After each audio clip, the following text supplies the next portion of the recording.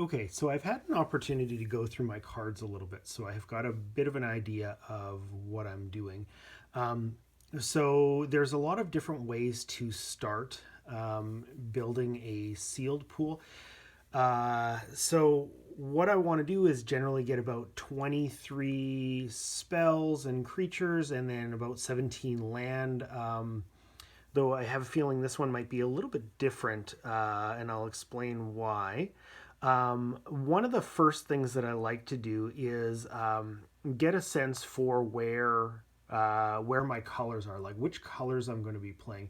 A quick way to do this is to do a little bit of a count of how many cards in the different colors that you've got. So in my white, I've got 1, 2, 3, 4, 5, 6, 7, 8, 9, 10, 11, 12. 12 cards. In blue here, though, 1, 2, 3, 4, 5, 6, 7, 8, 9, 10. Wait, 2, 4, 6, 8, 10, which is not a lot of variety. So taking a look at this, so I've got 1 6 with flash for 4. I've got 2 of those, and then 1 other creature, and then the rest is a bunch of spells. I can't really make a deck from this. I realize there's a little bit of blue in my multicolor, but I can already pretty much write off blue. So I'm going to just set this aside. And then I've removed like a whole bunch of cards that I'll kind of not need to really look at. So I've got 12 cards here. Let's take a look at my black. I know it's a bit of a bigger pile. 1, 2, 3, 4, 5, 6, 7, 8, 9, 10, 11, 12, 13, 14, 15, 16. 16 is a nice pile. Red, 2, 4, 6, 8, 10, 12, 14, 16, 17, even better. And then down to my green, I've got 1, 2, 3, 4, 5, 6, 7, 8, 9, which is pretty light. Got a couple. Really, I only have a couple creatures here, and then I've got 2 mana fixing cards. But because they require green and my small amount of green, I might be doing this as a splash color. And I never like having a card that I'm hoping to cast on the first turn in a deck where I only have like 3 or 4 mana to support it. So this isn't looking too hot. So I'm just going to set it aside. I'll remember that it's there in case I need it. So now that I've sort of got an idea, I've narrowed my field a little bit in terms of which cards I'm going to look at. The choices are often for me to either, okay, I'm going to put all of my, say, 2 good colors together in a pile, and then I'll end up with, like, say, 27 or 28 or whatever cards, and then I'll remove some stuff that I don't need. Here, I've got enough across 3 colors, and I remember some of my really good cards from the gold pile here, and I've already got 1, 2, 3, 4, 5, 6, 7, 8, 9 cards that can be used in any deck, and 3 of them, these Farfinders here. It says when Farfinder enters the battlefield, you may search your library for a basic land card, put it in your hand. So if I need, I can use these to kind of help me get an extra color. Because this is kind of designed around 3 color triads, you can kind of mix and match a whole bunch. There's so many options here. So what I want to do is I want to start with kind of some of my really good cards, and then I'll build in around them. So for my very, very good cards, now I've already kind of looked at the blue and it's not super great, so I'm not going to be playing these, even though I really like this Parcel Beast card. It's totally a card that I would play. I can already set those aside. Now, what I've got in the rest of the cards, I have 2 spectacular cards. I've got this Winota here, which every time I attack with a non-human creature, I get to look through my the top 6 cards of my deck for a human, and it enters the battlefield tapped and attacking, and it's indestructible. So really like this card. So I'm going to be hopefully getting that into the deck. And then I also really like this Nethroi Apex of Death, which I mean is a great 5/5 for 5 with the Death Touch lifelink. The mutate ability is amazing. So I'm wondering if I can get both of these. Now here's my problem. Looking at their casting costs, I've got white, black, red, and green, and that's 4 colors. So I think I'm probably going to be trying to splash a couple. So a splash is like you know you're usually only playing a couple of those cards, and then you don't really have to support them as much with your land. Primarily, I'm looking at the black and red because I had a whole bunch of cards for that. And also, there's a couple cards in the black that I really like for this. I really like this Blood Curdle, which lets me destroy a creature. Removal is very important in sealed because when your opponent plays their bomb creatures, you want a way to get rid of them. I definitely lost several times in a pre-release to a whale card that made it so only island walk and flying creatures could attack, and I had no removal to take care of it, and 2 people had it. It's kind of frustrating. So there's a bunch of good removal here. There's some good creatures. I want to try and get this thing working. A 4/5 for 3 with Menace. And one of my opponent's creatures get Death Touch, but I'm hoping that I can get some removal around that. So I'm going to start with just sort of the basic black-red, and then I realize that there's some white here that both of these cards need. I've got a green here, but if I ever play this for its mutate cost, I don't actually need the green. I can pay for that with white or green. So green is a little bit less important. I'm going to want access to white. So this is where I'm kind of figuring things out. So the way I organize my cards is I go through a first pass and pick out the best things, and I'll organize them by converted mana cost. So this will be my 5s pile, my 4s. I'll put 3, 2. This is pretty good. I've got some removal here. So a Dead Weight is a familiar card. So removal. These Unexpected Fangs says put a +1/+1 counter and a lifelink counter on target creature. I'm not sure how relevant this is. Life gain doesn't win you the game. It's kind of a bit of a combat trick, so I think I'm going to set these aside. The fact that some of these have cycling actually makes them better. I love this card where I get to return actually up to 2 creatures from my graveyard with cost 3 or less, and I get to put a Death Touch and a Menace counter on. I guess I could put them both on 1 or split them up, so that's pretty cool. I want to use that. Let's see, definitely the Blood Curdle goes in, and I've got another Reanimator card for 5. Return target creature card from your graveyard with a lifelink counter on it. So if I get something pretty big, maybe even that I've cycled in there, I can play it early on turn 5. So I really like this. Okay, so now let's take a look at the red. I've got just sort of some generic creatures here. I want to keep this Cloud Piercer in. Okay. Frenzied Raptor, I'm not sure about. I'm starting to get a lot of cards in my 3 pile. Maybe.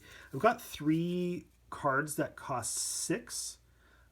So this is where I might make a decision about what I like better. I kind of like this Lava Serpent better because of the cycle 2 versus a cycling 3, even though I get an ability with this. I might be able to play this a little bit earlier in case I'm stuck on mana. 5/5 with haste. I could cycle it into the graveyard and then later reanimate it with this thing with lifelink, which seems pretty good as a surprise. And I want to keep this Yadaro Wandering Monster in here too. I really like this. So we'll put that, I'm going to put my 6s and 7s pile together just to make that a little bit easier. And I'm looking for removal. Fire Prophecy deals 3 damage. Go for Blood fights a creature, and it's got cycling.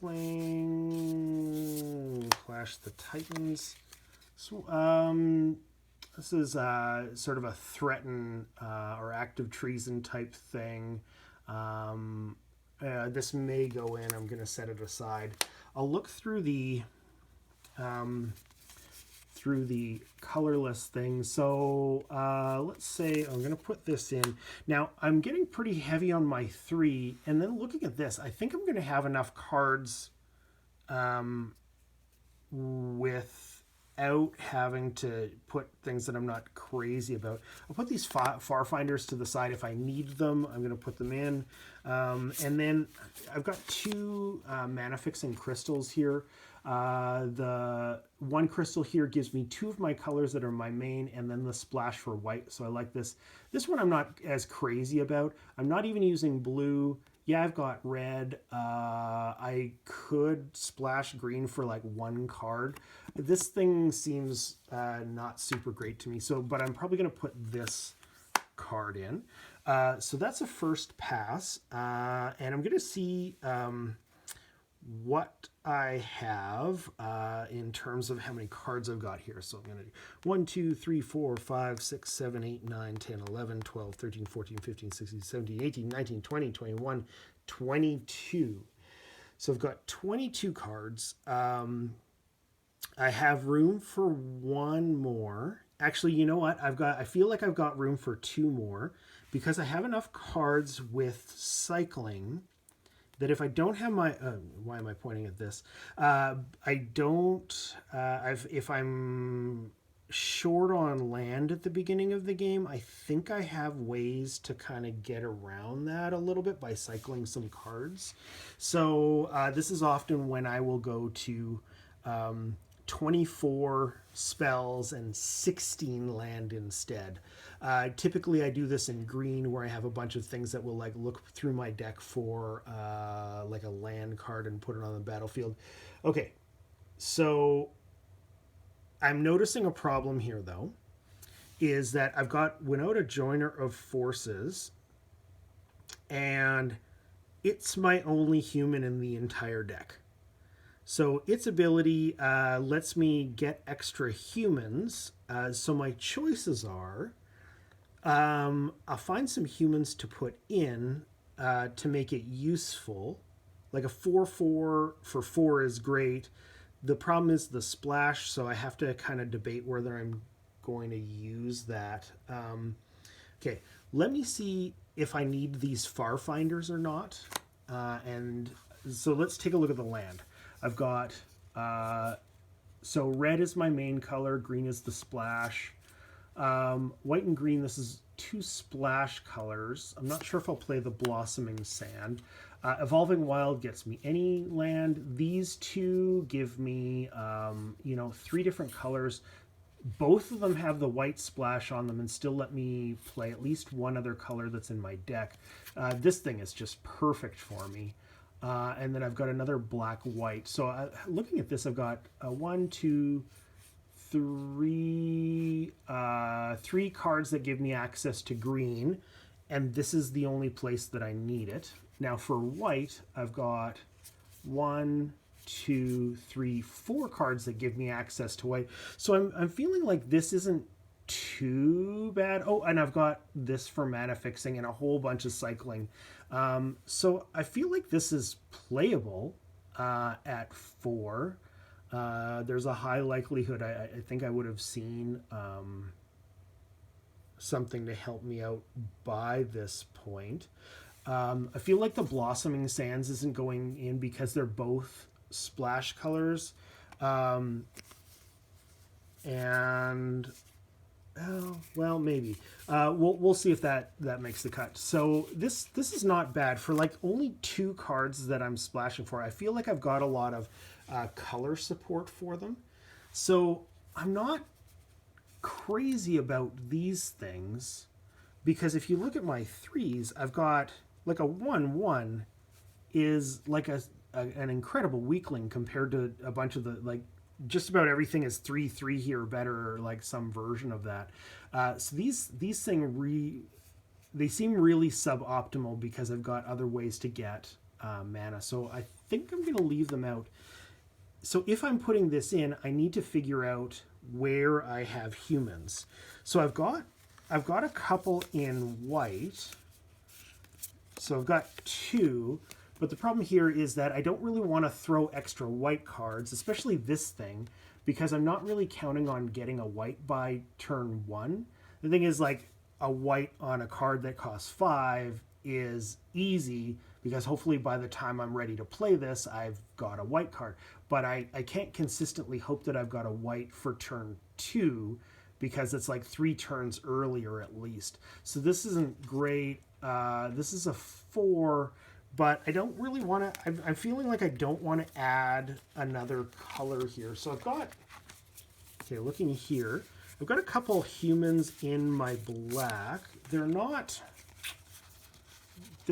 ideal, but taking a look at that, I mean, I would play these. They're fine, but looking at them, they actually fill my 4 slot here a little bit. So I'm kind of liking that. So let's do another count. I do a lot of counting. Sometimes I need to keep it written down so I don't forget and just have to, like, recounting constantly. So 1, 2, 3, 4, 5, 6, 7, 8, 9, 10, 11, 12, 13, 14, 15, 16, 17, 18, 19, 20, 21, 22, 23, 24. This is kind of the target number that I had. So I kind of like this. I've got some land here. So I feel like I might make some tweaks, but this is pretty good. So now the next step here is figuring out what I'm going to do about land for the deck. So when I'm doing this step, here's how I reorganize the cards. I'm going to sort everything by color.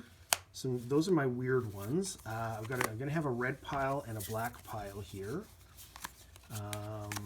Colorless things I'm going to set aside because I don't need color of mana to play them. Okay, so let's take a look at what I've got. 2, 4, 6, 8, 10. 10 black. 2, 4, 6, 8, 10 red. That's pretty even split. This is like a red card. This is like a black card with a splash. Okay. So looking at these, I've got access. Let's see what I've got access to. This is like red with a splash. This is black. This is essentially like a red-black. This is a black. And this is anything. So really they're still kind of staying an even split between the colors. So if I had 24 here, 25, 26, 27, 28, 29. I've got room for 11 more cards. So I'll move these into the frame a little bit better. So I've got room for about 11 cards here.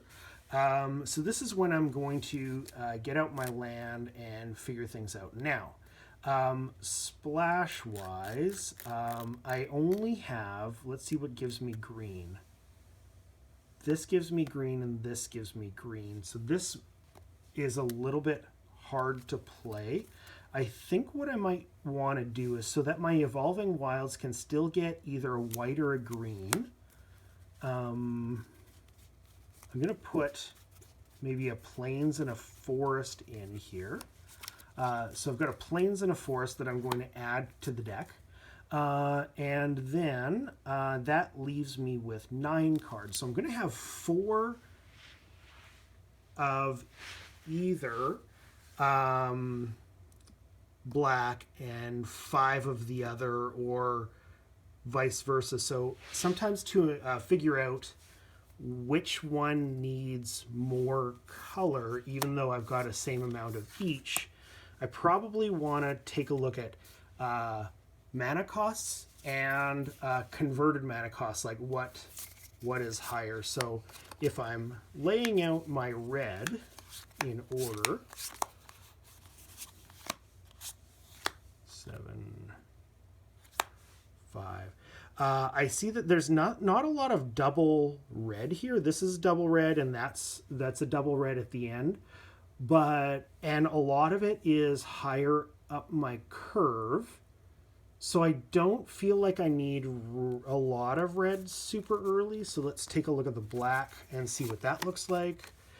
1, 1, 2, 3, 3, 3, 4, 4. So if you're looking at my black, a dead weight is 1 mana. I've got my 1, 2-drop creature here.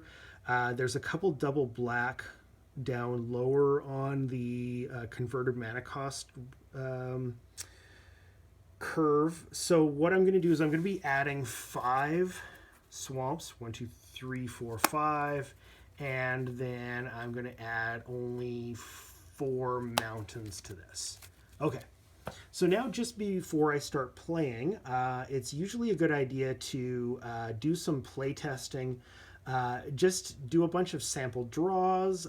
You'll often find that, like, oh, maybe the mana that you have wasn't quite correct. I'm going to check how consistently I can get these played on the turns that I want to do them. And it'll also help you familiarize yourself with the cards in your deck. So shuffle everything up, do a bunch of trial games, and then that'll probably give you a lot of input into just some changes that you might want to do. So hopefully this was informative. There's usually a couple different ways of building sealed, but this was kind of my process with this. And yeah, hope that was helpful.